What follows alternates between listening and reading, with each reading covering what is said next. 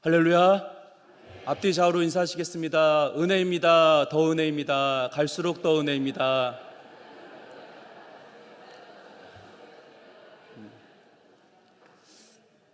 이제 외우셨죠? 다음 주부터는 또 패턴이 바뀝니다. 행복합니다. 이런 식으로 바뀔 겁니다. 오늘 우리가 요셉에 대한 말씀을 살펴보았습니다. 여러분, 요셉 하면 딱 떠오르는 이미지가 무엇입니까? 바로 꿈입니다. 그는 분명 꿈의 사람이었습니다. 보통 우리가 그렇다면 꿈을 어떻게 알고 있을까요? 꿈을 대부분 결론으로 생각을 합니다. 즉, 요셉이 총리가 된 것처럼 너도 사자로 끝나는 직업을 가져야 된다. 의사, 판사, 검사, 자녀들 이런 식으로 키울 때가 많이 있죠. 이것이 하나님께서 주시는 꿈이다 라고 이 꿈을 해석한다는 것입니다. 그러나 하나님의 말씀은 그런 것이 꿈이라고 말하지 않습니다. 하나님께서 말씀하시는 꿈은 하나님의 구속의 역사가 하나님의 꿈입니다. 그리고 하나님의 비전이, 그리고 하나님의 이야기가 하나님의 꿈이라는 것이죠. 그렇다면 이 꿈은 과거에서 오는 것이 아닙니다. 그렇다고 해서 미래에서 오는 것도 아닙니다. 즉, 과거인 내가 스펙을 어느 정도 쌓았는지, 커리가 얼마나 있는지, 그런 것들을 준비했다고 해서 하나님께서 꿈을 주시는 것이 아니라는 것이죠. 그렇다고 해서 앞에서 오는 것도 아닙니다. 즉, 내가 미래에 대해서 낙관적인 생각들, 긍정적인 생각을 하면 하나님께서 꿈을 주신다. 아닙니다. 이런 것들이 하나님의 꿈을 꿀 수 있는 것이 아니라 하나님의 꿈은 뒤에서도 아니고 앞에서도 아니고 위로부터 내려옵니다. 즉, 하나님의 계시의 말씀을 통하여 하나님의 꿈이 우리들에게 이루어진다는 것이죠. 진정한 꿈은 하나님께서만 줄 수 있기 때문에 그렇습니다. 그래서 어느 찬양의 가사처럼 나의 비전이 하나님의 비전이 되는 것이 아니라 하나님의 비전이 나의 비전이 되고, 나의 꿈이 하나님의 꿈이 되는 것이 아니라 하나님의 꿈이 우리의 꿈이 되어야 된다는 것입니다. 우리가 알다시피 요셉이 꿈을 꿉니다. 형들의 곡식단이 요셉에게 절하는 꿈을 꾸죠. 그리고 해와 달과 11별이 요셉에게 절을 하는 꿈을 꿉니다. 그리고 이것을 넘어서 놀라운 꿈들을 하나하나 꾸기 시작하는데, 특별히 꿈을 해석합니다. 두 관원장의 꿈을 해석하고, 이것을 넘어서 애굽의 통치자였던 바로의 꿈마저 해석하는 요셉입니다. 이렇듯 꿈하면 단연코 요셉입니다. 여러분들은 꿈을 자주 꾸십니까? 제가 나이가 들어서 그런지 모르겠지만 이제 꿈을 잘 꾸지 않습니다. 예전에는 키가 크려고 했는지 꿈을 많이 꿨어요. 특별히 63빌딩이나 높은 건물에서 떨어지는 꿈을 많이 꿨던 것 같습니다. 여러분, 이 꿈이라는 것은 능동성이 없습니다. 그러니까 내가 이 꿈을 꿨다고 해서 그 꿈이 꾸어지는 것입니까? 예를 들어 이렇습니다. 내가 만약 로또 1등 당첨되는 꿈을 꾸겠다 하면 꿈이 꾸어지는 것입니까? 그리고 빚을 다 청산하고 스포츠카를 타고 저 멀리 여행을 다니겠다. 그럼 내가 그 꿈을 꾸겠다 하면 그 꿈이 꾸어지는 것입니까? 아니라는 것이죠. 여러분, 우리가 왜 요셉을 영웅전, 위인전식으로 해석하지 말아야 되는 이유가 여기 있는 것이죠. 요셉의 꿈마저 누구의 꿈입니까? 요셉이 꾸는 꿈이 아닙니다. 요셉이 능동적으로 꿀 수 있는 것은 없습니다. 이 꿈은 하나님께서 주시는 꿈입니다. 그리고 요셉은 이 꿈을 받은 자이고 이 꿈을 붙들었던 것이죠. 하나님의 꿈과 비전들, 하나님의 경영과 하나님의 구속의 역사, 이 모든 것들을 품었고 그 꿈대로 살아가길 원했던 것이 바로 요셉이었다는 것이죠.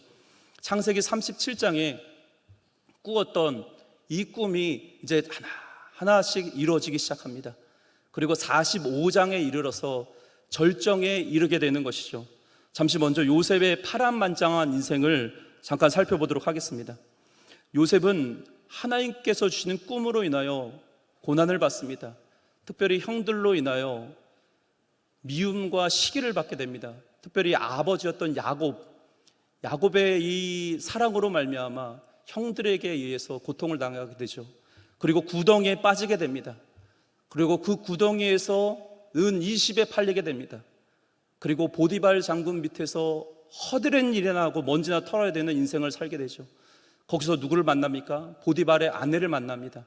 어떻게 유혹하는가 하면 나랑 한번 썸 타자, 나랑 한번 동침하자라는 지속적인 유혹 가운데 요셉이 단호하게 거절을 합니다.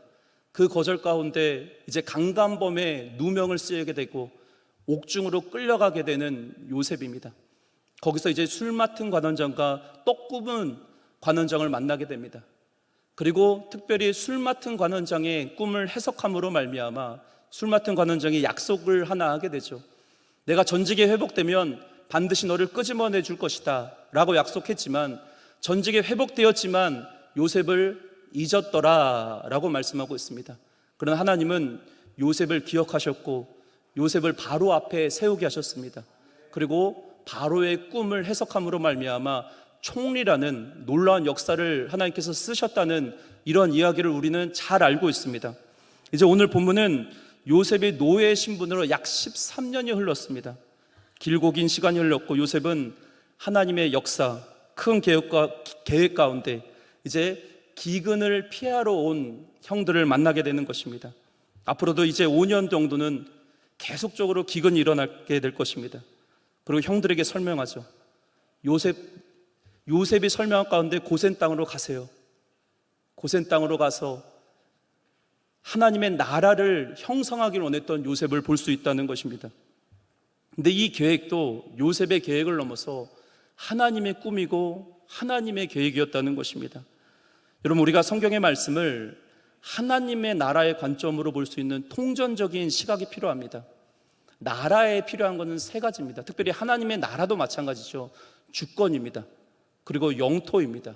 그리고 백성이 필요합니다. 특별히 요셉을 통하여 무엇을 하고 있는 것입니까? 하나님의 나라가 확장되는 하나님의 백성들이 불어나는 데 있어서 요셉을 사용하고 있는 것입니다. 출애굽기 1장 7절을 보시기 바랍니다. 이스라엘 자손은 생육하고 불어나 번성하고 매우 강하여 온 땅에 가득하게 되었더라. 하나님의 백성들이 생육하고 번성하게 되는 아브라함과 이삭과 야곱에게 주셨던 그 약속들이 요셉에게까지 이어지게 되는 것이죠. 하나님의 나라가 번성하는 일에, 생육하는 일에 요셉을 하나님께서 사용하고 있는 것입니다. 이러한 배경 가운데 첫 번째 우리가 기억해야 될 것은 사랑할 수 없는 자를 사랑해야 합니다. 본문 15절을 같이 한번 읽겠습니다. 시작. 요셉이 또 형들과 입맞추어 안고 오니 형들이 그제서야 요셉과 말하니라. 20년 동안 서로 말할 수 없는 관계가 이제 종식이 됩니다. 입맞춤과 포옹, 그리고 울음들, 요셉이 했던 행동입니다. 입에 있어도 말할 자격이 없었던 형들, 그러나 요셉의 입맞춤과 부둥켜 안아줌으로 말미암아, 용서로 말미암아 관계가 회복된 것입니다. 하나님의 나라는 그렇게 확장되는 것입니다. 사랑함으로 말미암아, 서로 용서함으로 말미암아 하나님의 나라를 확장시킬 수 있는 것이죠. 여러분, 사실 형들의 마음 가운데는 깊은 두려움과 걱정들이 있었습니다. 요셉이 나에게 복수하면 어떡하나, 예전의 일들을 끄집어내서 나에게 해를 가하면 어떡하나, 그런 두려움이 있었습니다. 근데 요셉은 과거의 매인자가 아니었습니다. 과거와 결별한 신앙을 갖고 있었던 자입니다. 위로부터 내려오는 자는, 위로부터 내려오는 하나님의 은혜와 하나님의 말씀과 그 계획을 갖고 있는 자는 용서할 줄 압니다. 자신의 마음으로는 용서할 수가 없습니다. 분노와 억울함들, 옥중에 끌려다녀야 되고 구덩이에 빠져야 되고, 이거를 어떻게 용서할 수 있겠습니까? 그러나 용서할 수 있었던 이유는 하나님께서 주시는 꿈이 있었기 때문에 그렇습니다. 15절 말씀을 잘 보시기 바랍니다. 여러분, 지금 형들이 웁니까? 요셉이 웁니까? 요셉이 울고 있습니다. 주권자, 총리가 지금 울고 있는 것입니다. 여러분, 이 세상에 당장 사라지면 좋을 것 같은 사람들이 있을 수 있습니다. 복수해주고 싶은 사람들, 그런 사람들이 내 옆에 있을 때 울어주세요. 먼저 부둥켜 안아주시길 바랍니다. 왜냐하면 울어주는 자가 승리자이기 때문입니다. 총리가 옵니다. 이 절대 권력을 갖고 있는 자가 지금 울고 있습니다. 하나님의 나라를 품고 있기 때문에 하나님의 나라가 내 안에 있기 때문에, 용서할 수 있기 때문에 이들을 사랑할 수 있는 것입니다. 여러분, 내가 아무 때나 찾아가면 나를 안아주고 나를 위해서 울어주고 나의 마음을 만져줄 수 있는 그런 한 사람들이 한 명씩 있으십니까? 그런 한 사람이 있다면 여러분은 성공한 인생입니다. 그런데 더 중요한 것이 있습니다. 그런 한 사람을 찾아가기 전에 내가 그런 한 사람이 되어야 합니다. 여러분들을 찾아가면 왠지 좋은 거예요. 이유도 없이 좋은 것입니다. 여러분들을 찾아가면 나를 안아주고 나를 위해서 기도해 준 사람, 분노와 원망과 절망과 좌절들이 이 요셉의 울음을 통하여 완전히 종식되기 시작합니다. 그 뜨거운 울음들, 승리자가 지금 울고 있다는 것이죠. 여러분, 용서라는 것은 용서할 수 없는 자를 용서하는 것입니다. 사랑도 마찬가지입니다. 사랑할 수 없는 자를 사랑하는 것입니다. 요셉은 과거에 왜 그랬는지, 저 때는 왜 그런지 일일이 시시콜콜 따지지 않습니다. 나를 설득해 보라고, 내 억울함 좀 풀어달라고 그렇게 설득하지 않습니다. 여러분, 우리가 다른 사람을 용서할 수 있는 이유는 하나님의 말씀이 내 안에 있기 때문입니다. 예수 그리스도의 십자가가 내 안에 있기 때문에 용서할 수 있는 믿음이 생기게 되는 것이죠. 그래야지만 하나님의 나라가 점점점 생육하고 번성하게 되는 것입니다. 두 번째는 팔린 것이 아니라 보냄을 받는 것입니다. 본문 1절과 2절입니다. 같이 한번 읽겠습니다. 시작. 요셉이 시종한 자들 앞에서 그 정을 억제하지 못하여 소리질러 모든 사람을 자기에게서 물러가라 하고 그 형제들에게 자기를 알리니 그때 그와 함께한 다른 사람이 없었더라.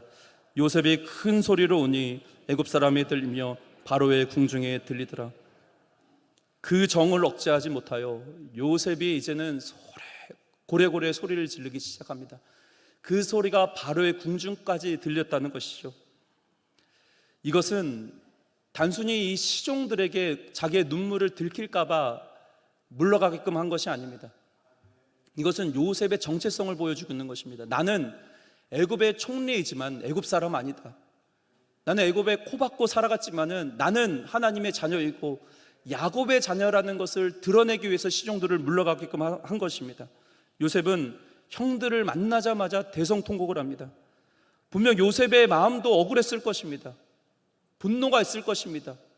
그러나 그 모든 것들이 울음으로, 눈물로 다 씻겨가기 시작하는 것입니다. 여러분, 요셉은 예수 그리스도를 보여주는 모형이죠. 예표입니다.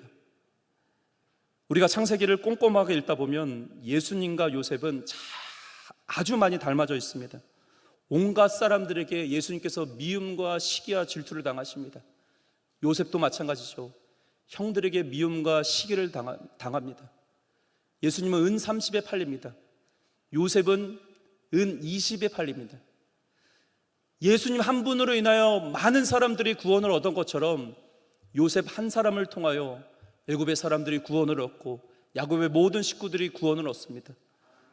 분명 예수 그리스도의 예표이자 모형임을 기억해야 합니다. 창세기 43장 27절과 28절을 보면 요셉이 형들에게 안부를 묻는 장면이 있습니다.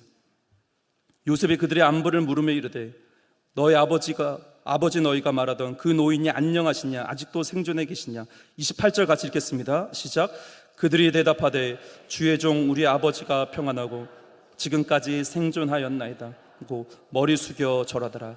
이것을 이해하시고 우리가 읽은 본문 45장 3절을 보시기 바랍니다.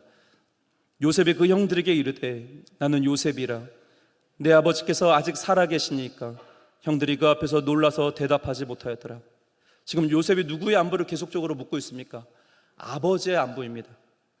첫 번째, 요셉이 아버지의 안부를 물어봤을 때는 형들이 요셉인지를 알아보질 못합니다. 근데 드디어 언제 알아보기 시작합니까? 나는 요셉이라. 자신의 이름을 완전히 계시하였을 때 그때야 알아보기 시작한 것입니다. 이 요셉의 말을 들은 형들은 놀라서 한마디도 대답하지 못하였다라고 말하고 있습니다. 왜 그렇습니까? 아버지의 안부를 물어봤을 때 그때 요셉인지를 알아차리지 못하였기 때문에 그렇습니다. 그때 그 순간 형들은 과거에 자기가 했던 모든 죄악들, 잘못들이 주마등처럼 하나하나 다 기억이 났을 것입니다. 그러니 아무 말도 못했던 것이죠. 본문 4절을 보시기 바랍니다. 이렇게 말씀합니다. 요셉이 형들에게 이르되 내게로 가까이 오소서. 그들이 가까이 가니 이르되 나는 당신의 아우 요셉이니 당신들이 애굽의 판자라. 지금 4절을 보시면 주도권이 지금 요셉에게 있습니다. 뭐라고 말합니까? 가까이 오너라. 여러분, 만약 가까이 오너라 말하고 나서 곤장을 때려라, 모가지를 쳐라 해도 할 말 없던 형들입니다. 요셉은 예수 그리스도의 예표입니다. 그리고 형들은 우리와 같은 자들입니다. 우리도 마찬가지입니다. 예수 그리스도 앞에서 아무것도 할 수 없는 자들, 죽어 마땅한 자들, 자격 없는 자들입니다. 그런 우리 주님께서 우리들에게 말씀하십니다. 가까이 오너라. 가까이 오므로 말미암아 안아주시는 예수님, 받아주신 예수님. 그리고 본문 5절을 보시기 바랍니다. 중요한 말씀입니다. 같이 한번 읽겠습니다. 시작. 당신들이 나를 이곳에 팔았다고 해서 근심하지 마소서, 한탄하지 마소서. 하나님이 생명을 구원하시려고 나를 당신들보다 먼저 보내셨나이다. 지금 요셉의 말을 들어보면 팔렸다는 것이 먼저입니까? 보내졌다는 것이 먼저입니까? 지금 이 말씀을 우리가 제대로 해석하기 위해서는 시편 105편 16절과 17절을 읽어야 됩니다. 같이 읽겠습니다. 시작. 그가 또 그 땅에 기근이 들게 하사 그들이 의지하고 있는 양식을 다 끊으셨도다. 그가 한 사람을 앞서 보내셨으며 요셉이 종으로 팔렸도다. 우리가 시편을 볼 때는 앞에 나온 단어가 굉장히 중요합니다. 여러분, 보내졌다는 것이 먼저입니까? 팔린 것이 먼저입니까? 보내졌다는 것이 먼저입니다. 팔렸다는 것은 수단이요, 보내졌다는 것은 하나님의 목적입니다. 여러분, 다니엘은 포로자로 끌려갔습니다. 바벨론에 끌려갔습니다. 그러면 이 다니엘은 팔려간 것입니까? 아니면 보내심을 받은 것입니까? 하나님께서는 다니엘을 선택하셔서 바벨론과 페르시아 땅에 보냄을 하게 하셨습니다. 인간적으로 봤을 때는 포로자로 끌려간 것 같고 팔려간 것 같습니다. 그러나 하나님의 계획이 있었고 하나님의 꿈이 있었습니다. 다니엘을 통하여 역사하신 하나님, 총리라는 어마어마한 직분을 주신 하나님, 마찬가지입니다.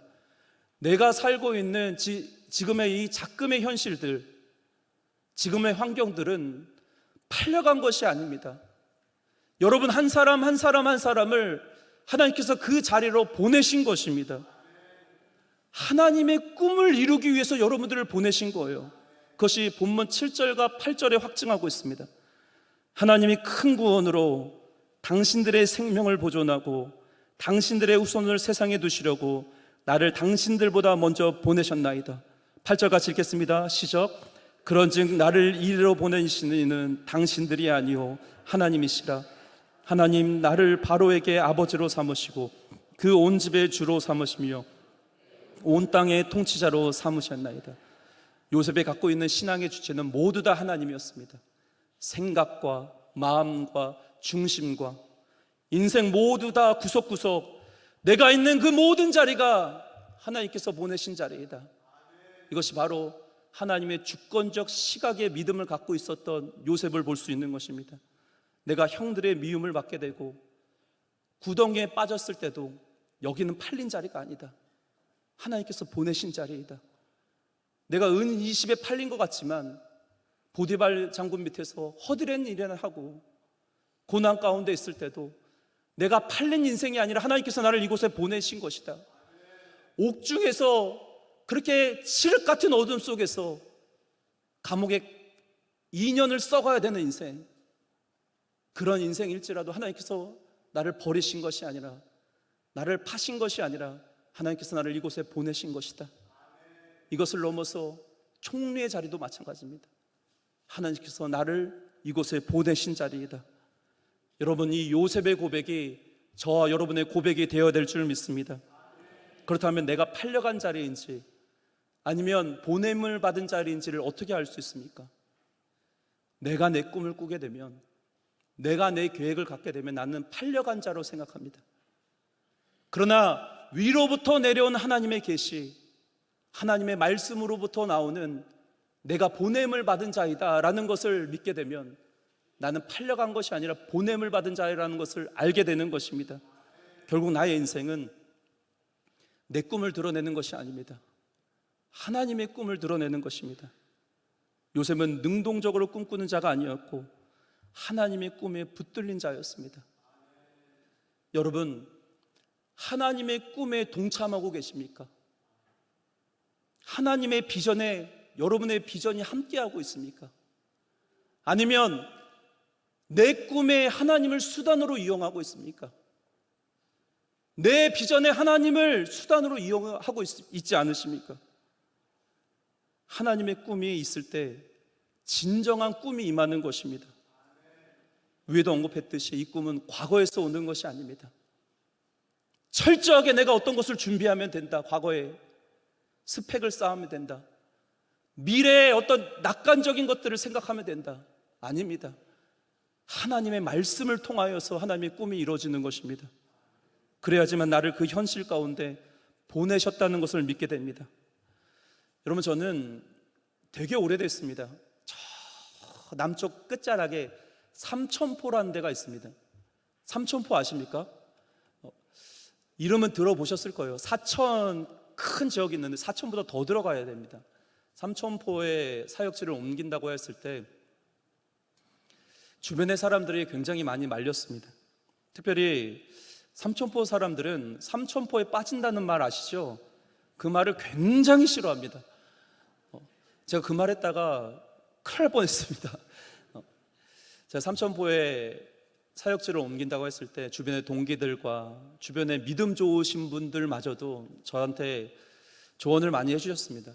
뭐라고 조언을 하셨는가 하면 시골 교회 가면 안 된다. 거기서 뭘 배우냐? 배울 거 아무것도 없다. 그래도 수도권 내에 대형 교회를 가야 한다. 그래야지만 인맥도 쌓고 스펙도 쌓고 그래야지만 프로그램도 배우고. 그러면서 나다나엘이 뭐라고 얘기했습니까? 나사렛에 선한 것이 나겠느냐? 그것을 패러디해서 시골에서 선한 것이 나겠느냐? 삼천포에서 선한 것이 나겠느냐? 별의별 소리를 많이 들었습니다. 이제 이삿짐을 싸고 한 5시간 걸립니다. 부임을 하고 나서 그 새벽에 기도를 하는데 닭똥 같은 눈물이 주르르 흐르더라고요. 실패자인 것 같아요. 야, 내가 왜 여기까지 왔나? 뭐하러 여기까지 왔나? 그러면서 나는 목회자로서 실패자다.